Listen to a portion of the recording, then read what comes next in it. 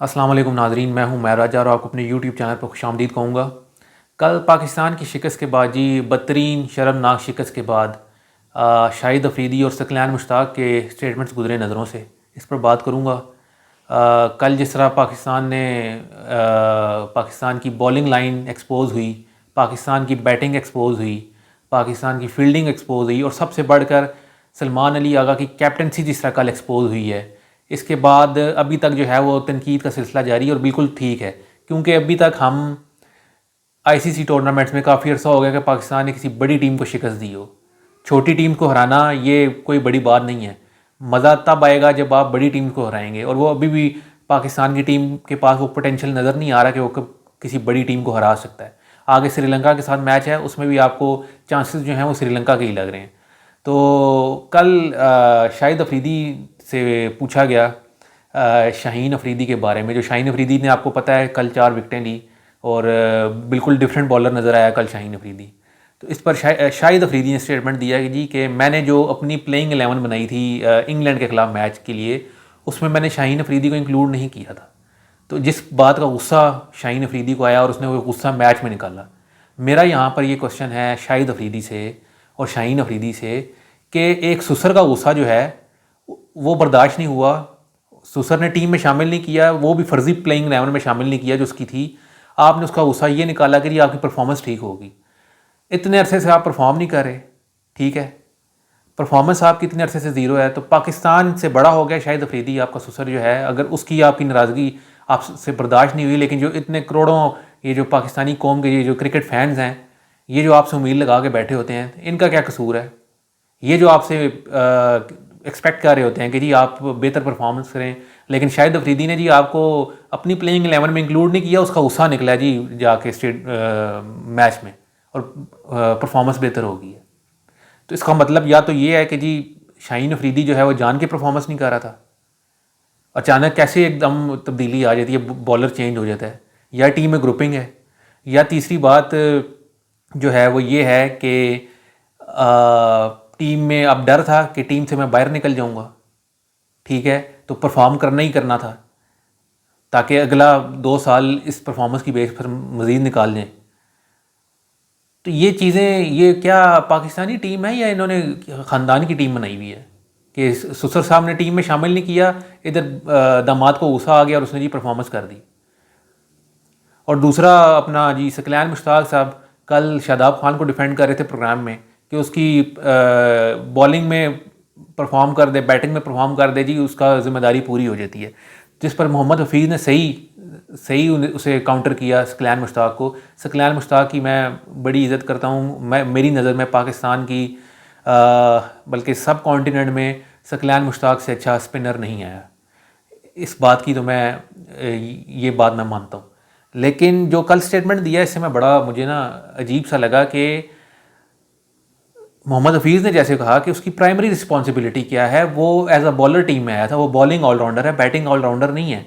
अब अगर वसीम अकरम को से विकटें ना ले रहा हो, रन्स खा रहा हो, बॉलिंग गंदी कर रहा हो और बैटिंग में वसीम अकरम 50 मारना शुरू कर दे, तो क्या उसे टीम में रखा जाएगा? उससे तो यही पूछा जाएगा ना, तुम्हारी प्राइमरी रिस्पॉन्सिबिलिटी जो है वो तो बॉलिंग है, बैटिंग का हमने 4 डालना है।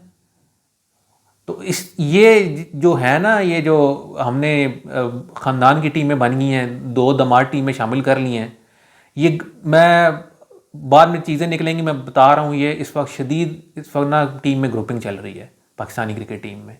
और ये जो टोला है सकलैन मुश्ताक शाहिद अफरीदी, ये भी बीच में इन्वॉल्व हैं और ये मशवरे देते हैं, क्योंकि ये पहले इस सिस्टम से निकले हुए हैं। ये मशवरे देते हैं अपने जो हैं आगे कि आपने कैसे ग्रुपिंग करनी है और किस मैच में किस तरह की आपने क्या लाए अमल रखना है।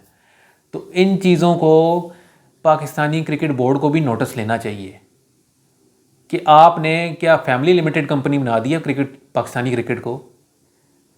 सुसर दमाद की गेम चल रही है यहाँ पर, एक डिफेंड कर रहा है, दूसरा कह रहा है जी मैंने टीम में शामिल नहीं किया, अपनी फर्जी टीम में, और उसको गुस्सा चढ़ गया, उसने परफॉर्मेंस दे दी। पाकिस्तानी फैन यहाँ पर रोते रहे, दुआएं मांगते रहे, उन्हें उसकी कोई कदर नहीं है। और उधर सलमान अली आगा साहब, उसका भी स्टेटमेंट मैंने आज देखा कि हैरी ब्रूक ने हमेशा पाकिस्तान के ख़िलाफ़ मैच जितवाए हैं, वो तो हमेशा मैच निकाल के ले जाता है। जब एक पता है तुम्हें कि वो मैच निकाल के ले जाता है तो तुमने क्या कल उसके ख़िलाफ़ कैसे काउंटर किया, तुमने क्या, तुम्हारी हिकमत अमली थी उसके ख़िलाफ़, क्या स्ट्रैटेजी थी? ज़ीरो।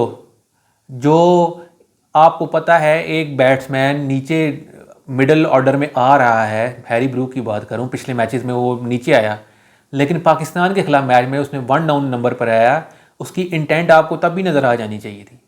और आपको पता है कि वो पाकिस्तान को ठीक खेलता है, तो आपको अपना जो सबसे कीमती हथियार था उस्मान तारिक, उससे उसी वक्त क्यों नहीं लगाया?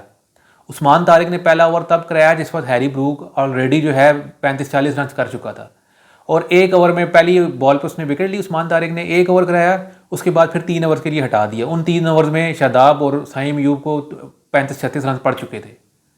ये हमारे सलमान अली आगा साहब की, और बाद में प्रेस कॉन्फ्रेंस में कह रहा है कि जी हैरी ब्रूक तो हमेशा पाकिस्तान के खिलाफ मैच जितवा जाता है। और भाई ये आपका काम है, आप होमवर्क करके जाएँ कि एक प्लेयर जो है अगर आपके खिलाफ परफॉर्म कर रहा है तो आपने कैसे उसके आउट कैसे करना है। हैरी ब्रूक को इन्होंने विराट कोहली बना ली है, जैसे विराट कोहली की हमेशा परफॉर्मेंस पाकिस्तान के खिलाफ अच्छी रही है, वैसे ही हैरी ब्रूक बन गए। 60+ की एवरेज है उसकी T20 में पाकिस्तान के खिलाफ, और टेस्ट मैचेस में 82 की एवरेज है, 82 समथिंग की। तो ये आपकी सबसे बड़ी कमज़ोरियां हैं, आप ना होमवर्क करते हैं। जो कोचिंग स्टाफ बैठा हुआ 50-60 लाख तनख्वाहें ले रहे हैं, और ये पूरी आपकी क्रिकेट टीम जो है, बाबर आजम हो गए, शादाब खान, ये 50 लाख 60 लाख रुपया ले रहे हैं, ऊपर से स्पॉन्सर के अलग पैसे लेते हैं, करोड़ों रुपया ये महीने का कमा रहे हैं, और ये इनकी परफॉर्मेंस है ज़ीरो। तो ये चीज़ें जो हैं अब सीरियसली सोचना पड़ेगा, नहीं तो पाकिस्तानी क्रिकेट जो है वो बिल्कुल जो अब ख़त्म हो जाएगी हॉकी की तरह, बल्कि हो ही गई है। अगर थोड़ी बहुत भी किसी में गैरत है तो वो भी पाकिस्तानी क्रिकेट को बचा सकता है। ऐसे प्रोफेशनल लेके आए जिन्हें पता हो, जिन्हें सिस्टम का पता हो। पूरा सिस्टम ही आपका ख़राब है, इतना टैलेंट पड़ा हुआ है लेकिन वो सामने नहीं आता, और जो टैलेंट सामने आता है उसे ज़ाया जैसे किया जाता है। वो हमारे सामने मिसाल है सुफियान मुकीम की, कि उसे कैसे ज़ाया किया जा रहा है, ख्वाजा नाफी को कैसे ज़ाया किया जा रहा है। एक मैच खिलाकर एक मैच में नहीं चला, उसे टीम से बाहर कर दिया। उधर अभिषेक शर्मा जो है वो 4 मैचेस में मुसलसल नाकाम हो चुका है, लेकिन अभी वो पूरा टूर्नामेंट खेलेगा अगर इंडिया आगे चला गया अगले राउंड में। ऐसे आप कॉन्फिडेंस देते हैं अपने प्लेयर्स को। हमारे जो हैं 150 मैच खेल चुके हैं, कोई परफॉर्मेंस भी नहीं है 1-2 मैचेस के अलावा, और फिर भी नखरे ऐसे करते हैं जैसे पता नहीं इन्होंने कौन कौन से कप जितवाए हुए हैं पाकिस्तान को। तो मोहसिन नकवी से अपील है कि प्रोफेशनल्स गए, और ख़ुद भी अगर हो सकता है तो अब मेहरबानी करके साइड पे हो जाए। कल फिर हाजिर होऊंगा जी, तब तक के लिए अल्लाह हाफिज़।